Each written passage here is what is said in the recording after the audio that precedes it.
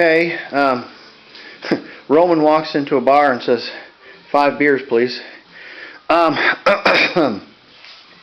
We're working on these connecting rods right now. I've taken them off the old pistons, and I'm going to put them on the new pistons after I clean them up. First thing I want to do is I want to kind of clean my rods, and this is very helpful too if you pull your back and forth as such. And what it does, then you don't get that bolt that goes tight and loose, tight and loose, tight and loose, tight and loose for your connecting rod cap bolts. And I'm cleaning out the holes in them for the cotter pins.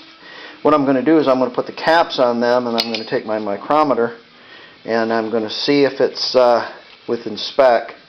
I got to clean my shims up. Of course, these are Babbitt bearings, so well, that's dirty. I'm going to put that there. They have shims on either side. They don't have an insert bearing.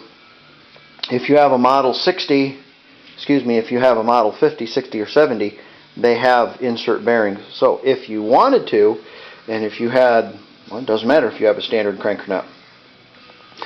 Standard crank is 3 inches. It's $299.99 or something like that. So you can buy the 60 rods and you can put standard bearings in them, inserts, or you can put 10 under, 20 under. So they make 10 and 20 under bearings for that. Also, over bearings. Over, because you're undercutting the crank if you turn your crank. So what I've done here is I've cleaned things up a little bit where the cylinder is going to go. Pull that towel out now, I guess. And I've kind of cleaned things up and antiqued it a little. Essentially what I did is when I grind all the rust off of this, I spray it with some green paint, and then I grind that green paint into it, and then I just clear everything with matte clear. And so it kind of gives it, it's not really green. It looks like it's been, it looks very faded old paint. I don't want to make this thing a painted beauty because it's, I got one of those and it runs terrible. So I'm going to take this plate off here, of course, and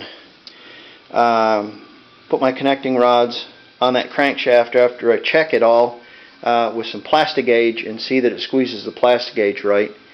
And if that's okay, then I'm going to, I've got a metal hose that goes in there on the oil pump. I need to put that on there, and then I need to put some oil in it and turn it, and then fill the oil filter, and I want to make sure it's pumping oil out the holes, so my bearings are getting lubed. Another way you can check to see if if your oil's working, there's an oil where the oil line goes to, right there on the back of your governor housing, and it ought to have oil coming out of it as well. I kind of did the same thing with the fan. I cleaned it all up. I greased it. I put some oil on that bearing too, so at startup it will have some oil on it. And it doesn't look fantastic, but I don't want it to look fantastic. Aha! Of course. And did the same thing with my fan shroud. I got a pretty nice looking fan shroud. It has one small hole in it. If I can find it, there it is right there, one small little hole. But that's nothing compared to the other one that I had that's half brass now because I had to braze it all up. So we've got that going on.